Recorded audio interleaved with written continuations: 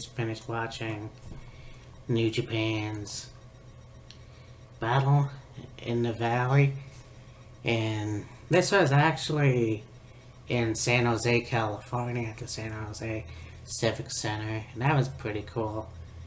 It was very cool to see also Impact as well, which it's, I guess, a promotional thing, interpromotional, I guess. And it makes sense too, because a lot of New Japan guys are going over to Impact. So, yeah. I didn't see the dark match, but it was the Bullet Club, Chris Bay and Hikuleo defeating DKC and Kevin Knight. I haven't seen Kevin Knight. I don't know a lot about DKC. I don't think. But anyways, the first match was Josh Alexander defeating Yuya Uemura. And I've seen both these guys, obviously. Josh Alexander of Impact. This was awesome. A lot of really good wrestling holds, as I predicted, obviously. And seeing Josh manipulate Yuya's arm in the armbar and all of that. This was cool. And, you know, Yuya got his in too as well, obviously, but Josh Alexander ended up winning. We have the Stray Dog Army, Bateman, and Mysterioso, who defeated Violence Unlimited, Brody King, and Chris Dickinson. This was obviously a good match. Brody King is one of my favorite wrestlers of Ring of Honor. So yeah, this also had some Ring of Honor wrestlers as well. Bateman got his ass kicked pretty much, as well as Dickinson. I was kind of surprised at that too, but yeah, Dickinson ended up getting an injury on his leg. Again, a very good tag team. Now you have a 10-man tag team match. Federacer, formerly known as Darren Young of WWE. That's pretty cool. I've seen him once before, a while ago, and I thought, holy shit, that's Darren Young. But anyways, Federacer, Dave Finlay, and Rocky Romero, and Alex Conlon, and Alex Zane defeated Team Filthy, which was Tom Lawler, no relation to Jerry, JR Carrastos, Danny Limelight, Joel Nelson, and Royce Isaacs. This was a really good match too, and I think what was really cool about this was Kratos, who dove out of the ring onto all of the competitors, and this was a really good match. And I mean, Fred was also very impressive and got the win for his team. And yeah, I'm very happy to see a lot of these guys. And David Finlay, obviously, with Juice Robinson, but Juice Robinson would be in a match later on. So this was a good match. You have a tag team match, Clark Connors and Carl Fredericks, who defeated Union Empire, Jeff Cobb, and TJP. And I think one of the best moments was Connors lying on the mat, stomach on the mat, and Jeff Cobb standing on his back for a while, and then, of course, hanging 10. So that was interesting. TJP also, well, he wasn't his greatest match, but yeah, it wasn't enough for those two, and Clark Connors and Carl Fredericks got the win.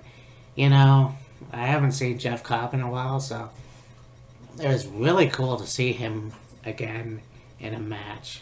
So that was really cool, and we'll see what happens in the future. You have Will Ospreay defeating Oren Narita.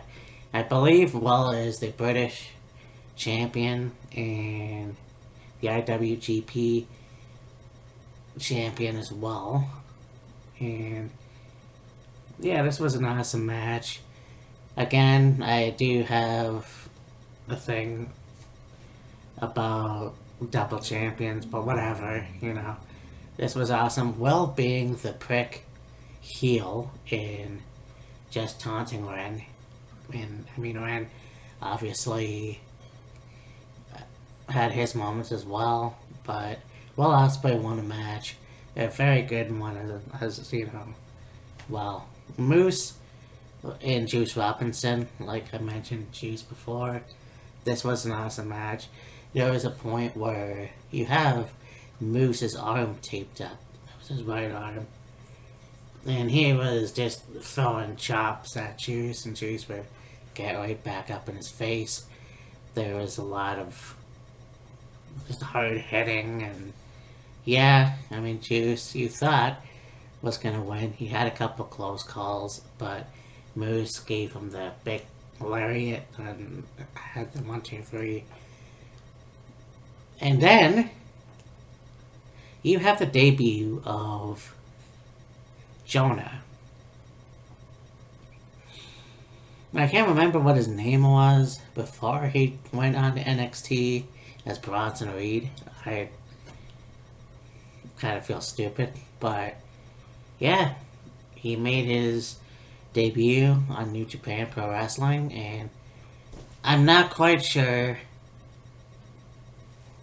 if he's gonna take on Moose in the future. That could happen, but we'll see. It's very cool to see him, and I didn't know what was gonna happen with him when he left NXT, but there it is. And speaking of which, I mean, this guy was on SmackDown from NXT. Buddy Matthews, formerly of Buddy Murphy, versus Kazuchika Okada. This was an awesome match too. I mean, I guess Buddy's a heel, He taunted Kazuchika at one point with his arms out, and yeah, that didn't seem to work. And Kazuchika is still the man.